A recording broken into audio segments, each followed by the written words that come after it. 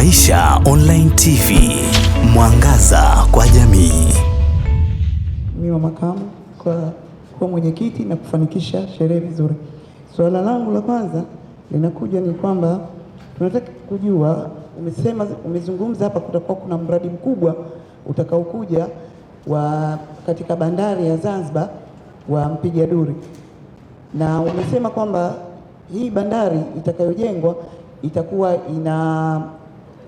inazishinda za East Africa. Je, ni component gani zilokuwemo humo ndani za kuona kwamba zina uwezo wa kushinda huko maeneo mengine? Na labda tu kuna makontena, itakuwa ina uwezo wa kubeba makontena mangapi? Itakuwa ina uwezo wa kufunga meli zenye uzito gani na kubwa kwa ukubwa gani?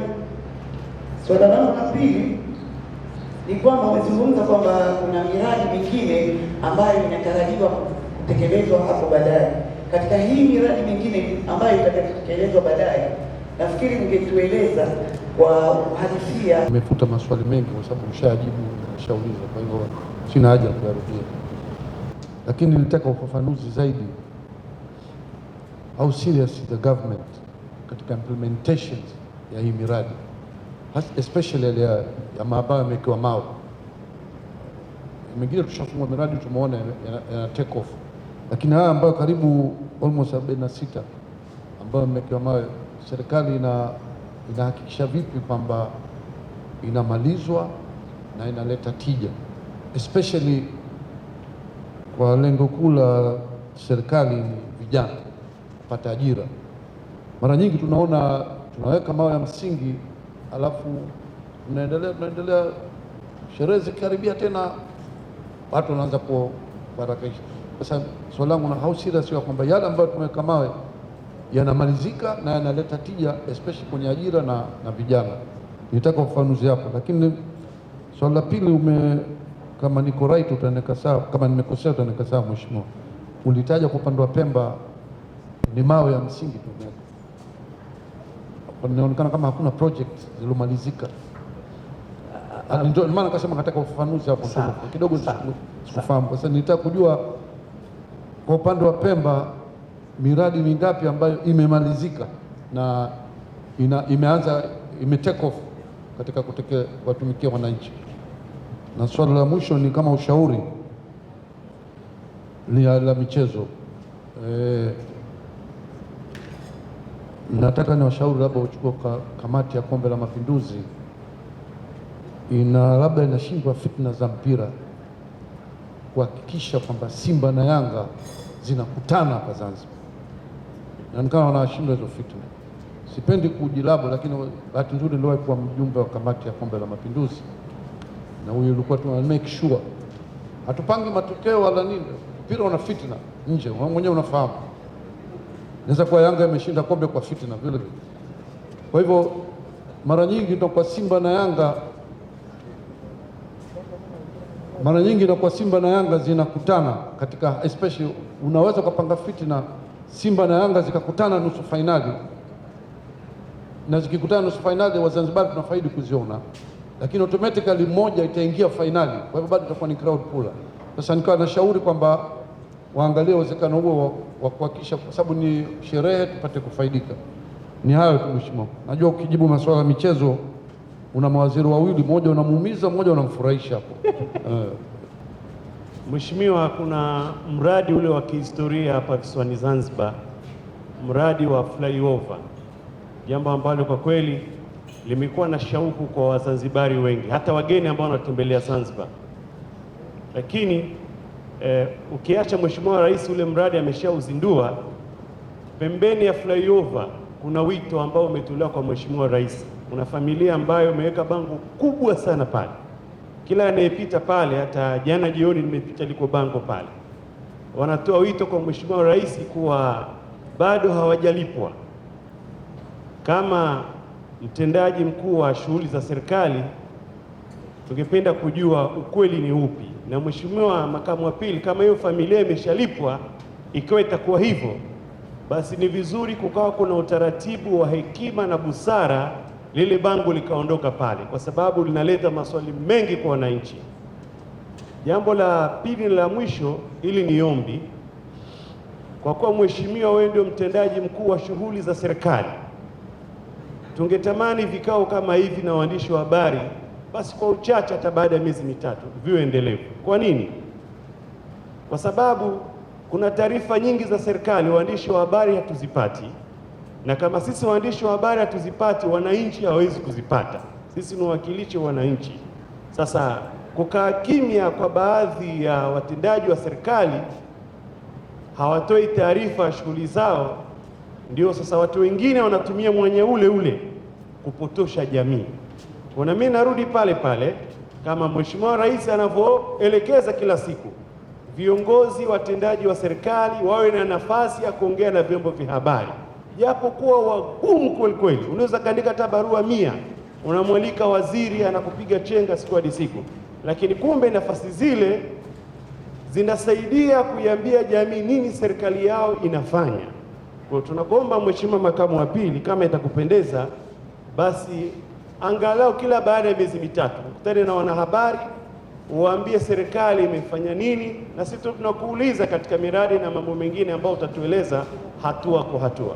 Naomba kuwasilisha. Na washukuru tena ndugu zangu waandishi wa habari kwa masuala mazuri sana. Naomba nianze na dada yangu Mwantanga wa Zanzibar leo. Yeye amegusa kuhusu suala la bandari. Naomba nitoe maelezo kidogo tu nieleweke. Kwenye maeneo ya bandari tuna maeneo mawili, na naomba waandishi wa habari mfahamu. Tuna eneo la bandari ya Mpigaduri ambayo pia Mheshimiwa Rais ameweka jiwe la msingi karibuni, lakini tuna eneo la bandari jumuishi ya Mangapani. Zote mbili ni bandari ambazo zikikamilika zitaweza kuleta impact kubwa sana kwa Zanzibar. Bandari hizi, kwa mfano bandari ya Mpigaduri, nadhani sote ni mashahidi. Sasa hivi tunaona meli zetu zote, hata hizi za abiria zinazotoka Dar es Salaam, zinazotoka Pemba, zote zinafunga hapa Malindi. Sawa Na meli zetu za mizigo hizi za kawaida hizi ambazo sio za makontena, tukisema roro maana yake ni zile meli ambazo zinapakiwa mizigo ile lusi, zinapambana zote kufunga pale Malindi. Hii bandari ya Mpigaduri ambayo tumeshafikia kwa phase ya kwanza hatua kubwa sana,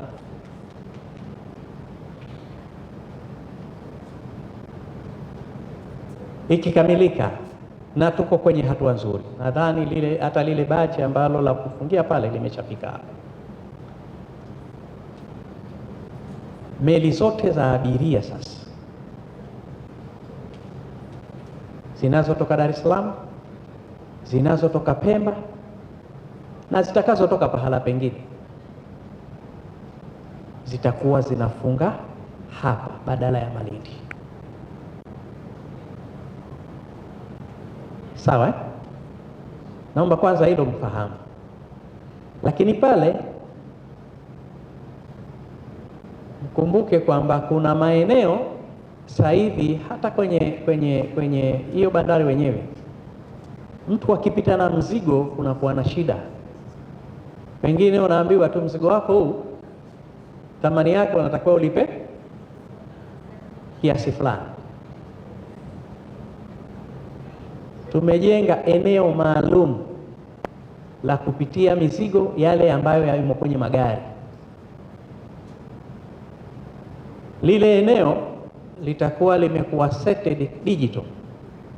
Kwa hiyo gari likipita litaonesha uzito wake na cost yako ambayo unatakiwa ulipe moja kwa moja. Yaani hakuna haja ya kwenda kupatana. Mtu kama Faruki akipita pale anasema hii fedha nyingi, naomba unipunguzie. Uzito wako utadetermine wewe ukalipe kiasi gani. Kipitisha tu gari lako, kuna sehemu maalum imeandaliwa. Hii itaondosha yale malalamiko ya wananchi kusema kwamba labda mimi nimechajiwa fedha nyingi, mimi nimechajiwa kinyume na utaratibu. Hizi maeneo ya vipimo haya yapo maeneo mbalimbali duniani.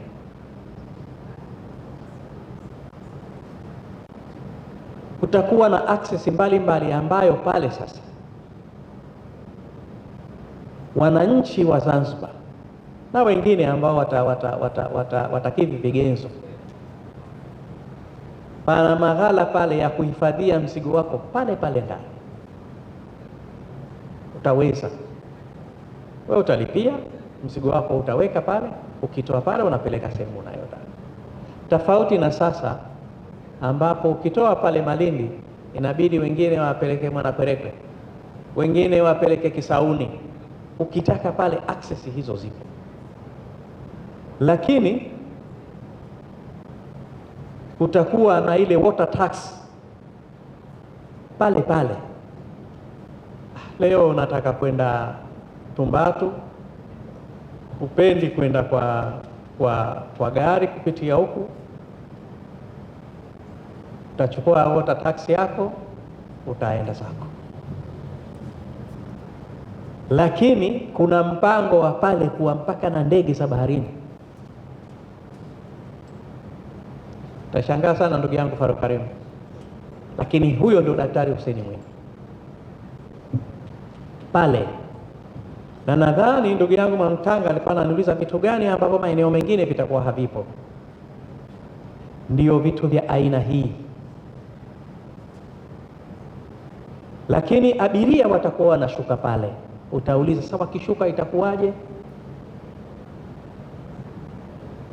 Kutakuwa na kituo kikubwa cha mabasi ambayo ya kisasa ambayo yatachukua abiria kupeleka maeneo mengine.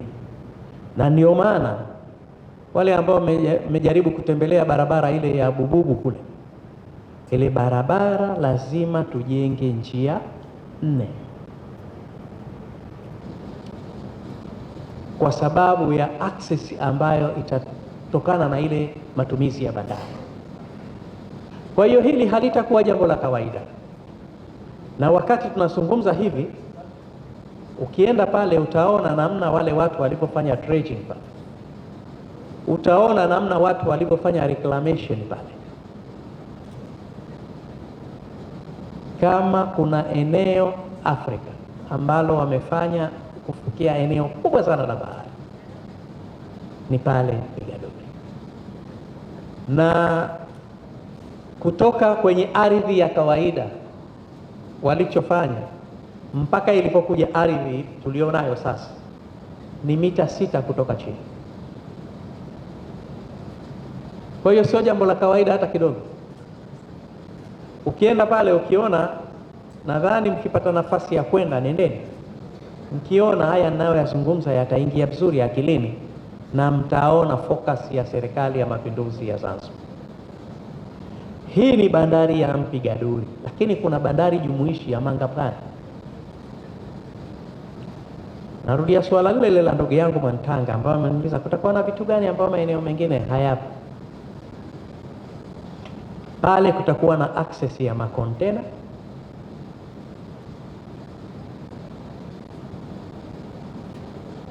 kutakuwa na ICD pale, lakini tutakuwa na bandari ya mafuta ambayo taratibu zake zimeshakamilika kwa kiwango kikubwa sana, namna ya ushushaji wa mafuta. Tutakuwa na bandari ya gesi,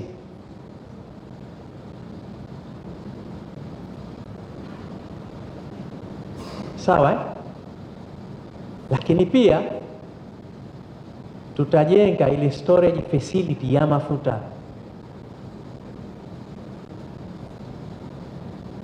Kwa hiyo hizi na mengine mengi ni vitu ambavyo vinafanya ni very unique kwa Afrika Mashariki. Hivi huwezi kuvikuta Kenya, huwezi kuvikuta Uganda, huwezi kuvikuta Rwanda. Hii itakuwa only Zanzibar, huwezi kutapia Tanzania bara. Tukisema hivi tunamaanisha kwamba hivi vitu tunakusudia kuvifanya na kwa mustakabali mema wa baadaye. Madhumuni yetu baadaye hii Zanzibar iwe hub ya Afrika Mashariki, watu wengine waje wachukue huduma hapa, wa supply kwenye maeneo yao, na hili linawezekana kabisa, linawezekana kabisa. Na kazi hiyo ndugu zangu sio hadithi, hiyo kazi sasa hivi inaendelea. Hii ndio miradi ya mkakati ambayo tunaendelea nayo. Sasa ukimsikia mtu anasema mimi nitajenga bandari Mangapani, Rais Mwinyi anajenga tayari. Mwingine akisema mimi nitafanya mpiga duri, Rais Mwinyi tayari ameshafanya na anaendelea hiyo kazi. Nitafurahi sana ndugu zangu waandishi wa habari, siku moja tukipata nafasi tukitembea pamoja, yaani twende tukaone haya ninayoyasema. Tukifika pale mtaona makamu alituambia jambo hili lipo kweli, na mimi nitaandaa hilo jambo, twende pamoja na waandishi wa habari. Naamini hii mkiona mtaweza kuitangaza vizuri. Kwa hiyo hivi vitu tunavisema ndugu yangu Mantanga havipo kila pahala, ni very unique kwa Zanzibar. Sisemi kwamba wengine hawawezi kufanya, lakini nasema Zanzibar tumeshaanza kufanya. Kwa hiyo hata akija mwingine atakuwa na kopi Zanzibar kwa Afrika Mashariki. Kwa hiyo hilo ndio suala jingine ambalo nimetakiwa kulijibu. Ameniuliza zitafunga meli ngapi? Bandari tunayojenga kubwa, itategemea meli zina ukubwa wake. Kwa hiyo hizo zitategemea meli zina ukubwa gani, lakini bandari ambayo tunaijenga Mangapani, meli yenye urefu wote duniani, kwa hizi meli ambazo unaziona zinapakia kontena 1000, 2000 zitafunga Mangapani. Hakuna meli ambayo itakuwa na urefu ambazo zinakuja huku kwetu haitaweza kufunga Mangapani. Tumeangalia na tumezingatia vipimo vya international, na wataalamu wanaolifanya hili wanalifanya katika msingi wa kimataifa, sio kwa kuangalia component ya Zanzibar, tunaiangalia katika level ya kimataifa. Kwa hiyo meli itategemea ina ile GRT ngapi, zinaweza zikafunga 2, zinaweza zikafunga 3, zinaweza zikafunga 4, itategemea. Lakini na jingine umeuliza miradi mingine ni ipi? Miradi ipo mingi. Tumejenga terminal 3, nadhani umeona tunazidiwa, sawa. Tunajiandaa na kujenga terminal 4, sawa. Lakini sasa hivi tunapokuambia tunaendelea na ujenzi wa airport nyingine Pemba,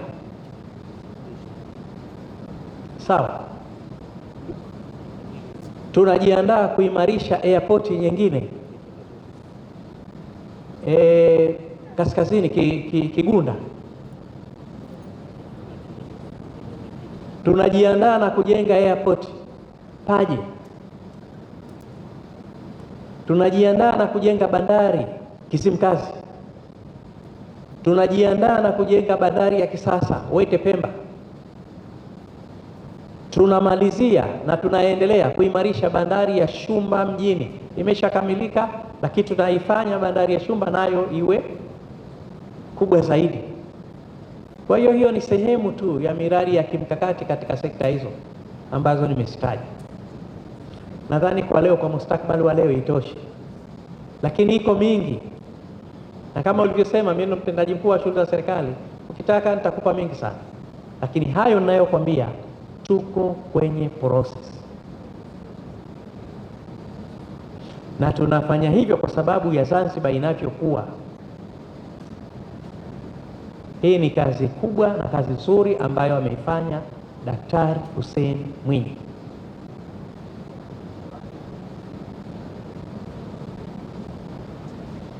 Naomba niishie hapo kwa dada yangu Mwantanga. Ndugu Faruki ameuliza ile ya Pemba, kama sikutoa ufafanuzi, nimetaja tu ile 42, lakini kati ya hiyo 25 ilikuwa ni ufunguzi na 17 ilikuwa ni mawe ya msingi.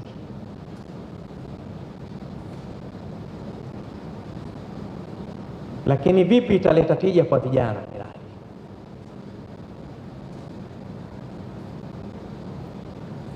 Kwenye mradi wowote ambao unafanya,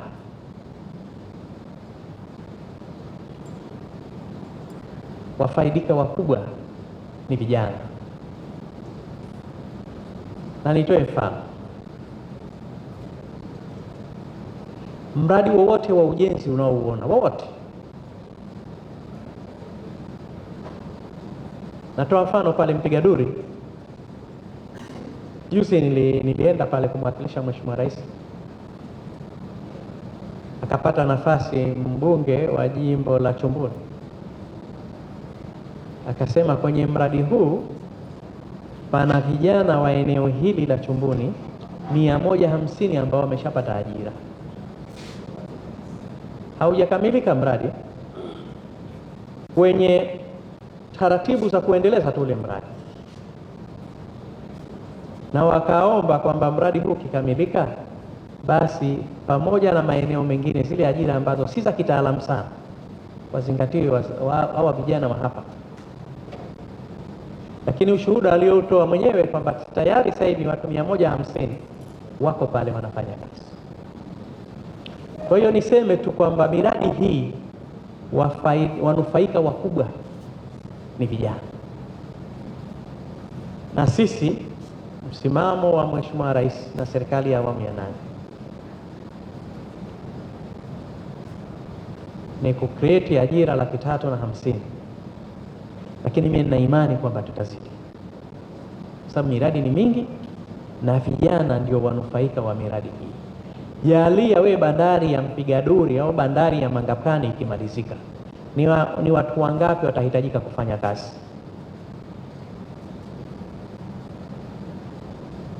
Hiyo namba utakayoipata, alafu jiulize na swala jingine, vijana wanategemea kuwa wangapi na wazee watakuwa wangapi?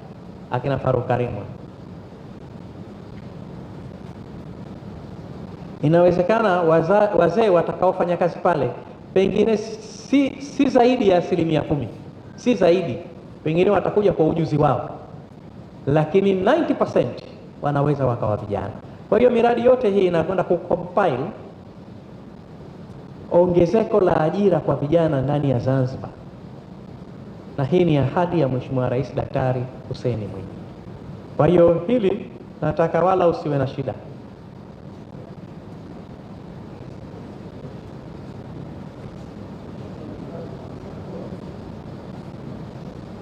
Sheria na kanuni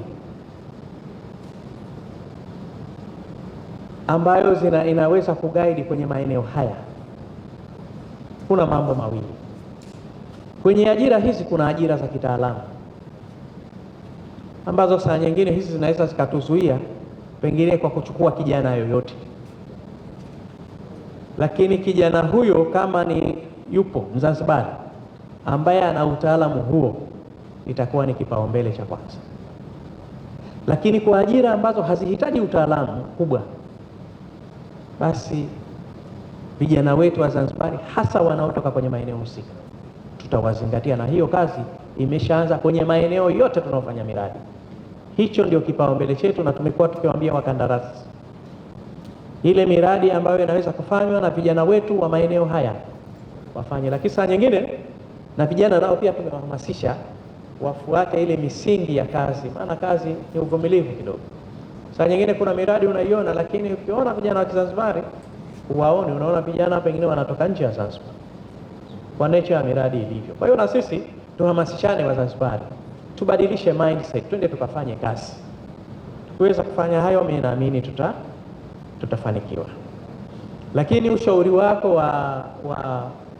wa kwenye ile Mapinduzi Cup tumeuzingatia, lakini mazingatio haya yanahitaji na ubora.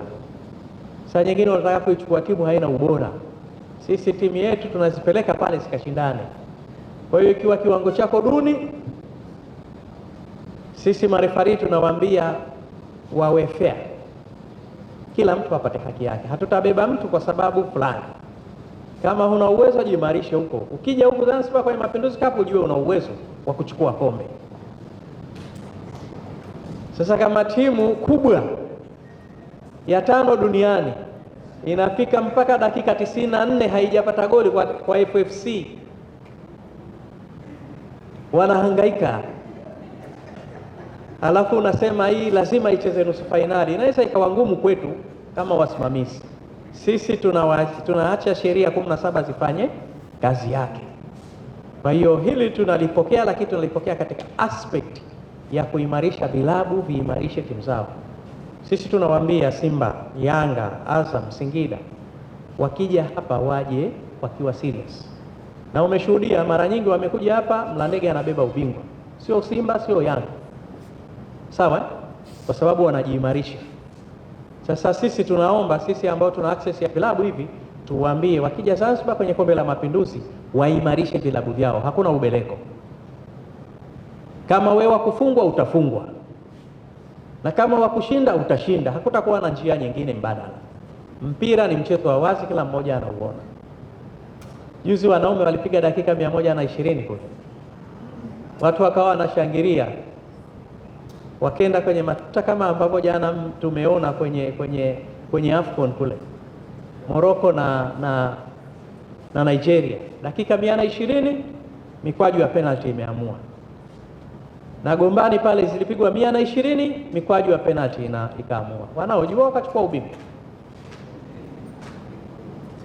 Hakukuwa na mbadala. Kwa hiyo ndugu yangu Faruki, hilo tunalipokea, lakini sisi ambao tuna access ya kuzungumza na vile vilabu tuimarishe. Na sisi Zanzibar tunawaambia vilabu vyetu tuimarishe. Mimi najua maraimu Mlandege hawakufanya vizuri, lakini mwakani wataimarika zaidi. Hatukuzoea Mlandege kutolewa katika hatua za awali. Hii ni bahati mbaya sana. Lakini mimi naamini tumeshazungumza nao wenyewe wanajua makosa walipokea wapi. Naamini watajipanga vizuri na vilabu vyetu vingine. Naamini watafanya vizuri next year inshallah. Tuwaombee na ikae vizuri. Nimalizie suala la ndugu Rashid Al-Fatah, suala la flyover kuhusu nyumba ile ambao wameweka bango. Nadhani kulikuwa kuna changamoto kidogo. Ishi kwamba tunasema kwamba hawa hawajalipa. Najua kwenye hizi fidia kuna taratibu za kiserikali ambazo zinafanywa fidia na kuona tathmini. Tathmini imefanywa, mtu anasema sikuridhika. Kwa hiyo serikali inaendelea na taratibu, na mimi nakuhakikishia hili tutalimaliza. Na nikuhakikishie maelekezo ambayo Mheshimiwa Rais ametupa kwenye maeneo yote Zanzibar, hakuna mtu ambaye atatakiwa kuondoka kupisha maendeleo ambaye hatopata haki yake, na hatadhulumiwa mtu hata mmoja, lakini pia hatutompendelea mtu. Juzi nilipata barua ya mtu mmoja, sitaki nimtaje jina, naomba mruhusu nimhifadhi. Kwenye ujenzi wa barabara ambayo itafanyika, nadhani kuna asset yake itaguswa. Katika tathmini kupita,